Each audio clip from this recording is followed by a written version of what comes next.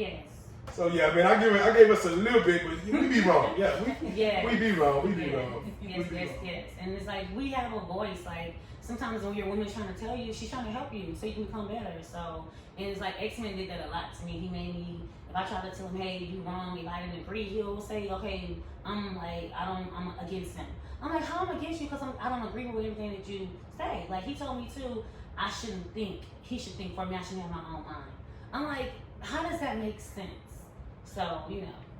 Yeah, definitely. So, like, me and my wife, we always talk about, like, I get her to understand that you're your own individual person. Mm-hmm. Like, we're married, but at the end of the day, you're your own individual person. Yeah. Like, you got to be an individual outside of what we have going. The marriage is just a thing that's the title over us. But at the end of the day, you still Taylor. Yeah. You know, at the end, you still have to be an individual. So, definitely can't think for you. I gotta allow you to think for yourself, but I think this where the bridge is. That I think men and women think for the most part, men and women think differently. Yes. So me as a man, I think more rationally. I think more of future, where women think more of right now, more emotional based. So you have to find a nice balance to it. It can't be that I think so much future that I can't be present with my wife right now. Yeah. But I can't be so present with my wife right now that I don't think about future. Exactly. On top, I want to add one more thing. Yeah, I talk a lot. Yeah, I'm the perfect person for this podcast. I think a lot of men, especially husbands, like they don't have other men pouring into them. So when they try to feed their wives, all they know is everything that they have done. They don't got nobody teaching them. They don't got nobody telling them nothing. So how they gonna tell their wife something if you don't have nobody telling you nothing? So I think that's something as men that we need to start. We need to start fixing. Okay, yeah, I think so too. Hey, I'm a defender. Yeah, I'm giving it to him right now because it's early in the podcast, but I'm gonna help us out, man. I'm a defender. Yeah. So even in your book, it was like different events or different things that came up, like when I think he purchased the gun, or you purchased the gun, the lawnmower, like the motorcycle. Like, did you think because as I was reading it, it's kind of like everything went back to good, or y'all on good terms. Yeah. So, with that being said, do you think it will fix your relationship by buying the material things, or? Yeah, I feel like it did. I feel like it was fixing it because I feel like he was very materialistic. So as you can read in the book, every time I bought him something, we were on good terms. Yes. And then when I didn't give him his way, it's like it was back on bad terms. So that's how I felt like. She was living for the happy moments. Yes. So I feel like every time I buy him, that's why in the book I kept buying him stuff. Like I loved him, but I feel like okay, he wanted this, let me buy him this and this stuff. It means to me because I hated when he was like mad at me all the time. So I would buy him, hey, what he wanted. Right. So and I felt like it would work, but clearly it didn't. Look what we get right now. Right. So behind closed doors, that's the book title. Because I don't just want to seem all bad, even though it was a bad situation. But I think that in any situation, there's always some good. Yeah. So because people read this book and they'll look at it like, I ain't finna get married. I don't want to get married. But can you tell us anything about the good of being married? Like any good times you had? Yeah, we had a great time. Like being with the kids, like him, bringing me food when I was at my job, like him massaging my feet when I came home, like us going on a trip to Louisiana, like us doing family things, went to San Antonio. Like we had great times, and that's why I stayed as long as I did because we had great times. Then we had bad times. It was just more bad times, and I was just wanting it to be more good times, but it just wasn't the case. But I feel like marriage is a beautiful thing. You just have to find the right person. Like sometimes two people don't fit, and I feel like we just didn't fit for each other. Yeah. But I would love to get married again one day. Well, married, not common law married, actually married. So y'all hear that? Marriage is not bad. Yeah, marriage is not bad. It's not. You have to find the right person. The only reason I say that, I work at a school system. I be asking young girl, hey, you want to get married one day? I ain't finna get no married. Like, why? She like, my mama and them didn't work. They got divorced. I like, you need to be your mama and them. Yeah, you can be different. So I think it's just a negative stigma on being being married. Yeah, it is. And that's why we start this podcast, like to change that. That me and my wife, we young, like we married. We've been married I've been married since I was 21. Okay. And I'm 28 now. Okay. I ain't tell you everything all peaches and cream, but it ain't all hell either. You know, it's on the last podcast that me and my friend was talking about, we was talking about just marriage being a cheat code financially. Yeah. You know, automatically being married, if two people are doing good, like we automatically at 6 figures. Yeah. Automatically, you know, Mm-hmm. whether they me just being alone, I'm making 50,000 on my own Exactly. and struggling, you know. Yes. So it's just certain perks of being married that I just want to, you know. Yes, and we were good at it. That's the best thing in a relationship. We were good at saving money together. Like we saved a lot of money together. He was a good money saver.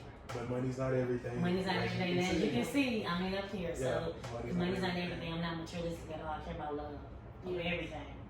So even, you know, even like if you was a child, you know how sometimes you have like that daddy-daughter talk or like a mom and dad talk. Mhm. Is there anything that you wish, like when you was younger, before you even got into the relationship, that you knew about love, like before going into it? I wish that I would have known to love myself better and love myself first. That's what I wish. I really want to know this question here. What? Like, so I'm the man at the table. Yeah, I got y'all. Hey, I got y'all. You know, what is love to y'all? Like, what is love? Because I know different people have different love languages. So, Mm-hmm. as women, we're gonna go around the table. Okay. We're going around the table. Like, Okay. what does love look like for y'all? Who first? Nobody. You go first. I know, right? You started, so what love look like for you? To love to me, you know, I'm more like my love language is like physical touch. But I feel like, you know, if I do something for you or go to bat for you, you know, give you the shirt off my back, I expect the same thing. You know, some people may say 50-50, you know. Yeah. But I feel like it should be 100-100. Yeah. Or whatever, you know, like Yeah. you giving all of you and then I'm giving all of me and we just Exactly. coming together. Mm-hmm. So that's my take. I'm lax. Okay. Yeah, I'm lax. That's what Yeah, I you. don't look deep. Don't Oh, look that's- my way. What's your take on love, sis? I think as love is something that two people create between each other and then you grow. You know, it's not just about money, it's about actually spending time. It's about spending time with that person, showing them that you love, you know, like I said, it's not about just spending money, showing them, expressing your love, being there for them through ups and downs. So like you said, it's not peaches and cream. I mean, it's a lot more to it, you know, than just the four-letter word, you know, because it actually you have to express yourself instead of just. I lost my train of thought. Okay. So, it's good. It was good. It Yeah, was good. it was okay. It was good. I feel like love to me is when two people who's not perfect come together and try to make the relationship work. Somebody that's never given up on me. Somebody who loves me enough to tell me the truth. Someone who basically like we giving like whatever I'm giving you taking, we both giving and receiving. You know, Right. it's a relationship like if I'm giving 100, you give 100 too.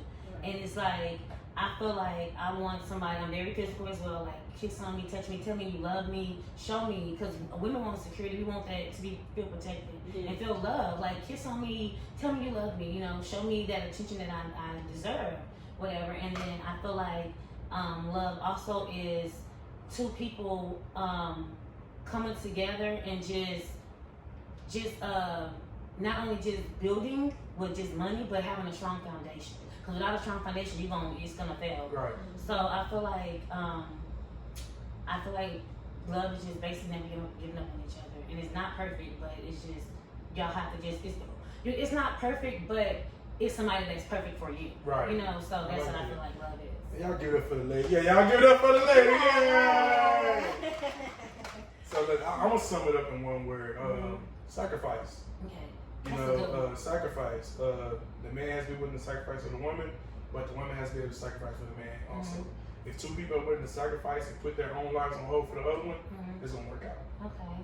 Sacrifice. That's a good one. That's love to me. What I'm willing to do for you, I want the same thing back. Exactly.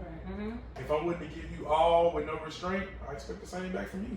So it's when that I give 100 and you give 60, or you give 70. That ain't love to me because you're not. What are the other 30 going? Yeah. What are the 30 that you supposed to be putting in? I'm giving 100. So now we need to at least match 70-70. You know, if you're gonna go down, I need to go 70-72. Yeah. But yeah, love to me is just sacrifice. Yeah. And I believe if two people sacrifice toward the common good, I believe any relationship can work out. Now, even adding on to that, you know, just being able to build each other up. You know, Yeah, if instead of one person taking is them weak in one area, you know, your partner should be able to build you up to a point to where not in the same level that you're on, but you should be, you know, striving for better.